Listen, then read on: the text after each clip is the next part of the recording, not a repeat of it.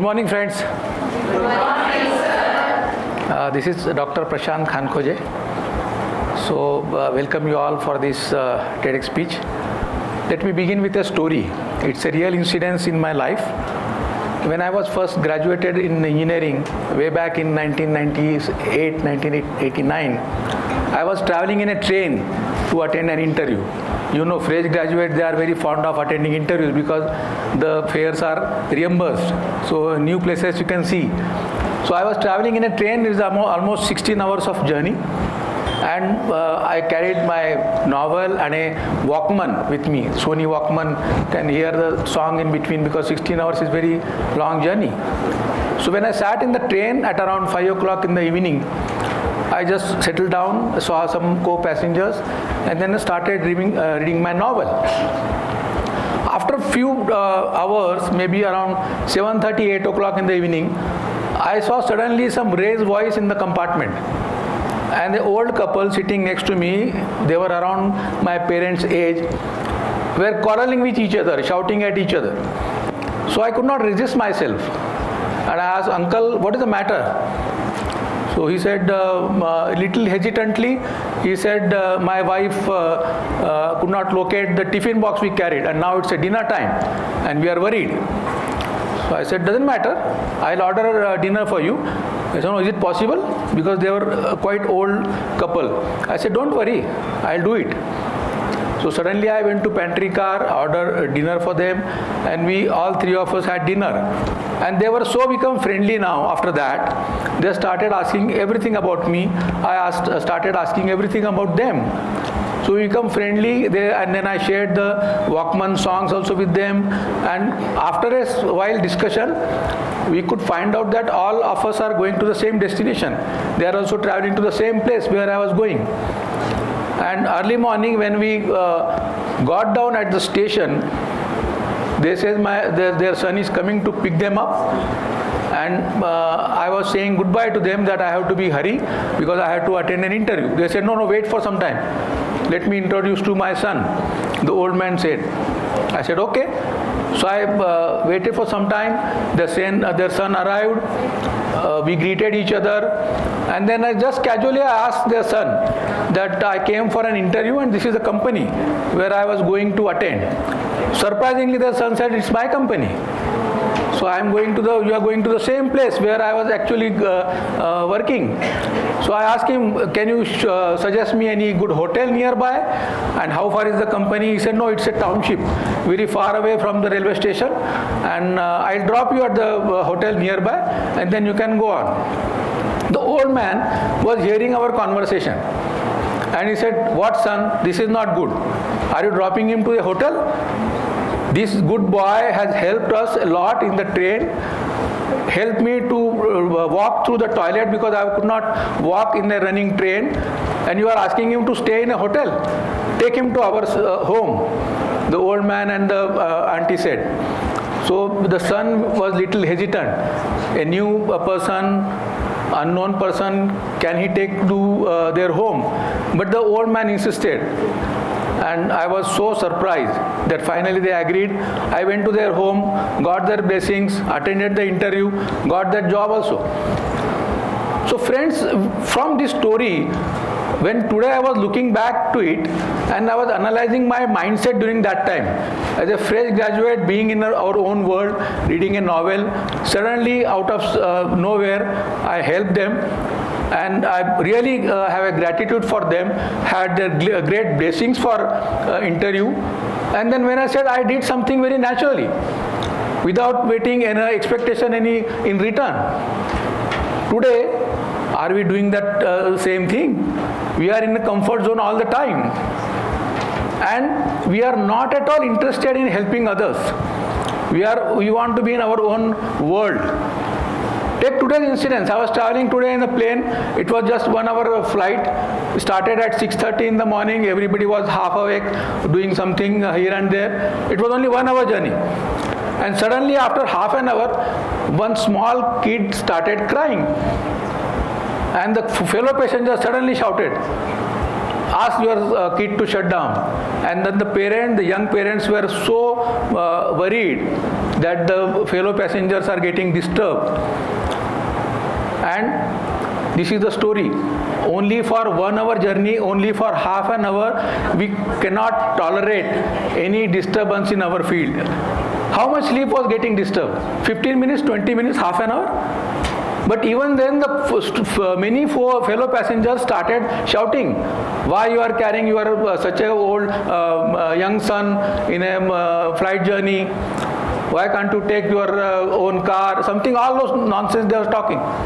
It was such a short journey and the tolerance level was not there. So as we grow older, we cannot tolerate any disturbance in our life. We want to be in our comfort zone. We lost everything being natural. And this is what I want to present today, looking beyond the obvious. We are not ready to travel a little mile further and try to understand other person's emotions, what he or she is wanted to talk about. We naturally judge them quickly. We decide on the assumptions and we take certain emotions that, okay, I am not interested in such and such person, or I am not interested in such and such incidents, and we carry forward. But if we start looking beyond the obvious, we can increase our own understanding. We can increase our empathy to other person. So this is where I would like to focus on, that looking beyond the obvious will definitely going to help you as a person. For all of us, today we are so much prosperous. The entire world is going and becoming richer and richer. But are we in real sense rich? What I mean by rich, R-I-C-H, are our relations cordial enough, professional and personal? Is our intent good, behavior good? C, are we curious enough to understand what is happening in the world? Or am I calm in the inside? H, am I healthy? Am I happy? Let us introspect. In true sense, am I rich? Are we rich? Because if you consider the poverty level today, it is hardly less than 10% in the world and 5%, less than 5% in India, compared to 50% in 1960. We are consuming more. We have got everything available, all the resources available. Are we happy? Are we going to enjoy the things which are there? Or we are just taking it for granted, everything is available, the way we are using the resources? Why can't we look beyond the obvious? What can we do about the society? What can we do about the family? Remember our old generation, we had got a joint family. Earlier, you must be talking to your grandparents. They were having 5 brothers and 4 sisters and have a joint family. That time, the support system was so good in the family. Even a small kid having some problem, his elder brother or sister will take care of everything. And the earning member were less and the dependent were more. Even then, they were so happy in a cozy family. Today, what has happened? A nuclear family, earning members are more, dependent are less.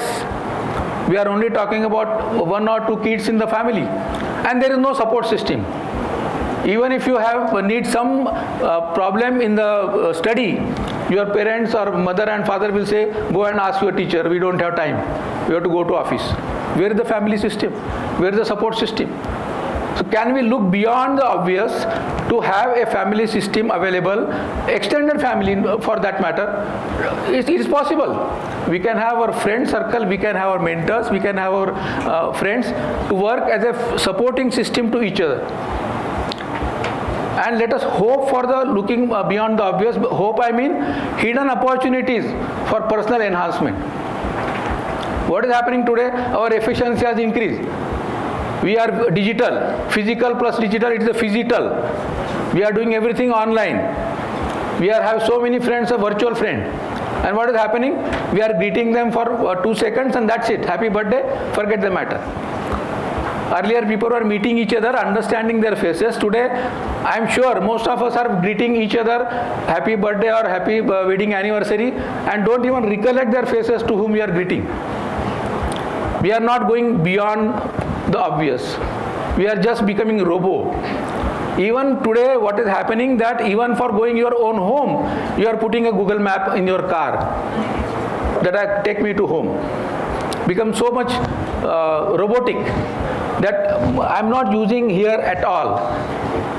To take the example of great personalities in India, Dr. Abdul Kalam, Amitabh Bachchan, Bharat Ratna Sachin Tendulkar, Lata Mangeshkar, what have they done?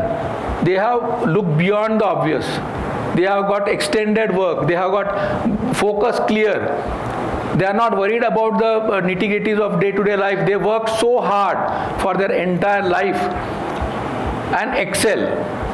Can you have another Lata Mangeshkar? No, because she has gone through entire life in such a manner that she has done everything possible for her. She must have done many sacrifices. How many of us can have that devotion?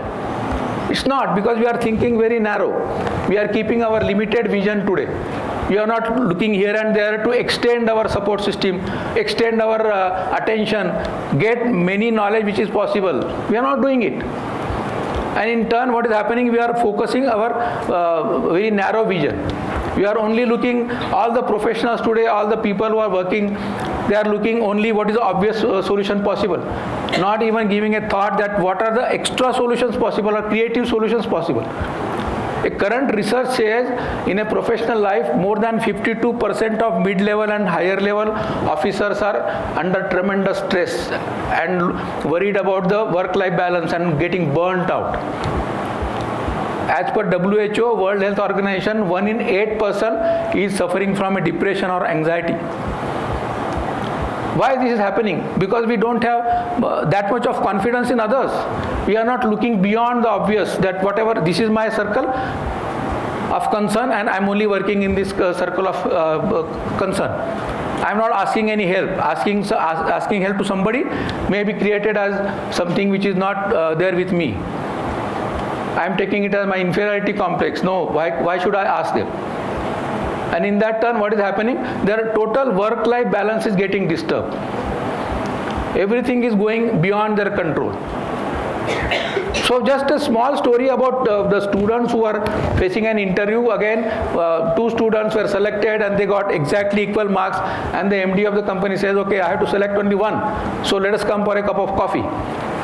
And he given 10 minutes gap to each student. One person came, sat there. After some time, another person came, sat there. They had coffee, and MD declared person A is selected, person B is rejected. So they were worried. Nothing, no questions asked, nothing, only coffee. And he said, somebody selected. So the MD explained to them that I was looking at your behavior. Person A entered into the hotel, greeted the manager, saw that nothing is getting hurt. He was not arrogant at all. He was looking for help, and he has come to me, greeted everybody on the way. And person B arrogantly entered in the hotel as if he has conquered the world and sat in front of MD, that is, yes, what can I do for you? So even the companies are looking for emotional intelligence. So whenever we are working in the field, apart from technical knowledge, emotional intelligence is more important.